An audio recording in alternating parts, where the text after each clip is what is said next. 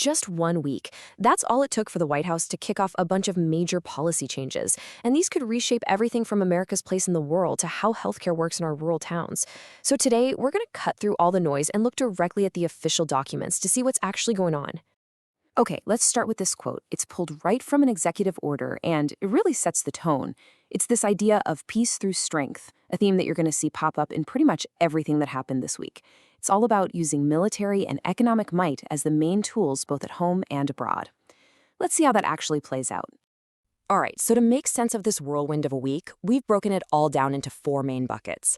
We're going to start on the world stage, then we'll swing back home to look at a major crackdown on fraud. After that, we'll get into some big economic shifts, and we'll wrap up with a huge investment that could totally change rural America. Let's dive in. First up, foreign policy. This week, we saw 2 really big moves that are all about redrawing America's role in the world. The first one is about taking direct action against what the administration sees as threats. And the second? Well, it's a major step back from global organizations.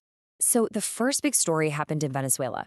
White House documents confirmed that a U.S. military operation resulted in the capture of former dictator Nicolás Maduro. Now, this is a huge deal, a major escalation. And the administration is framing it as something they had to do to deal with direct security threats right here in our hemisphere. And this quote from Secretary of State Marco Rubio, it basically lays out the entire playbook for the Americas in a nutshell. You know, it's really a modern version of the Monroe Doctrine. It's a clear signal basically saying the Western Hemisphere is off limits to our adversaries. This isn't just about Venezuela, it's about a much more aggressive stance in the whole region. So after the military action, what's next? The money. The administration moved fast to secure a critical asset, Venezuela's oil money that's sitting in U.S. banks. They issued an executive order to protect these funds from being grabbed in private lawsuits. The stated goal here is to hold on to it for a future, friendlier Venezuelan government. But let's be real, it also gives the U.S. a ton of financial leverage. Now, at the very same time the U.S. was flexing its muscles in the Americas, it was also taking a big step back from the global community. A presidential memorandum kicked off a massive withdrawal from dozens and dozens of international groups. This is a major, major pivot away from the kind of multilateral cooperation we've seen for decades. And the scale of this is, well, just look at that number, 66. That's not a typo. That's the total number of organizations, both inside and outside the UN, that the U.S. is pulling out of. And the official reason?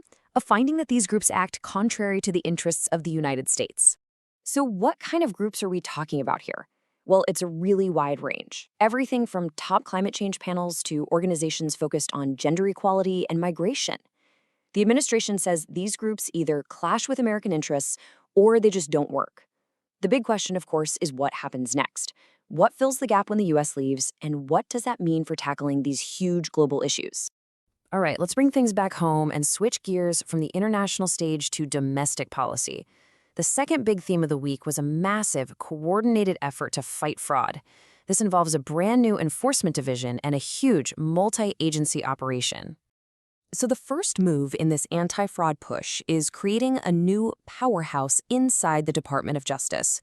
It's called the Division for National Fraud Enforcement, and the whole idea is to have one central command center for fighting large-scale fraud, bringing together investigations that used to be scattered all over the place.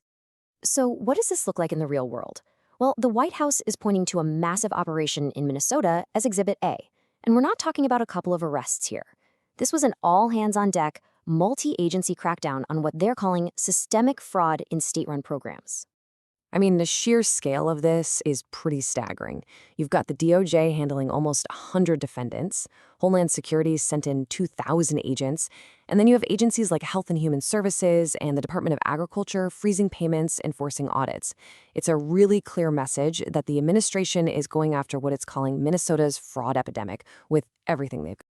Next up, let's talk about the economy. We saw 2 really important actions this week aimed at shaking things up.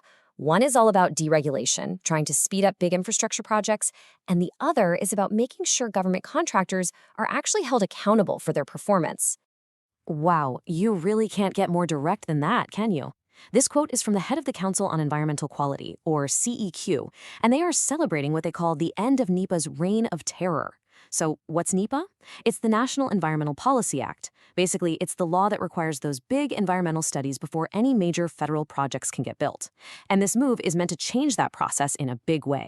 Now, this didn't just happen overnight. As you can see from this timeline, getting rid of these regulations has been a top priority since day one of this administration.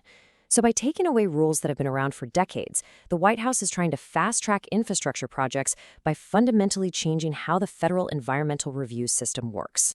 Okay, so on one hand you have deregulation, and on the other hand, a laser focus on the defense industry. A new executive order is bringing in some pretty big changes to how the government deals with defense contractors, especially the ones that aren't getting the job done. So how's this new system going to work? Well, it's designed to go after a really specific problem. Defense companies falling behind on critical projects, but still paying out big to their shareholders and executives. The new rules will pinpoint these underperforming companies, make them come up with a plan to fix things, and, this is the big one, it blocks them from doing stock buybacks and ties executive pay to actually delivering on time. All right, for our last big topic, we're looking at a major domestic spending plan. This week, the administration announced a huge new investment that is aimed at completely transforming healthcare in rural communities, and it's happening all across the country. This giant wave of funding is actually part of the Working Families Tax Cuts bill that was passed earlier. But now we're seeing where that money is actually going. It's heading to all 50 states, and it's specifically for rural health. The big idea is to close that growing healthcare gap between cities and rural areas, funding everything from new clinics to better telehealth services. And we are talking about some serious money here. The White House put out a bunch of headlines from local papers all over the country showing hundreds of millions of dollars pouring into states, from Alabama all the way to Alaska. This isn't just some small pilot program. It's a massive nationwide investment into what the administration is calling a rural health transformation. So after all that, what do we make of this whirlwind of a week? We've seen a much more assertive foreign policy, a really tough-on-fraud agenda at home, a big push for deregulation, and a huge new investment in rural America.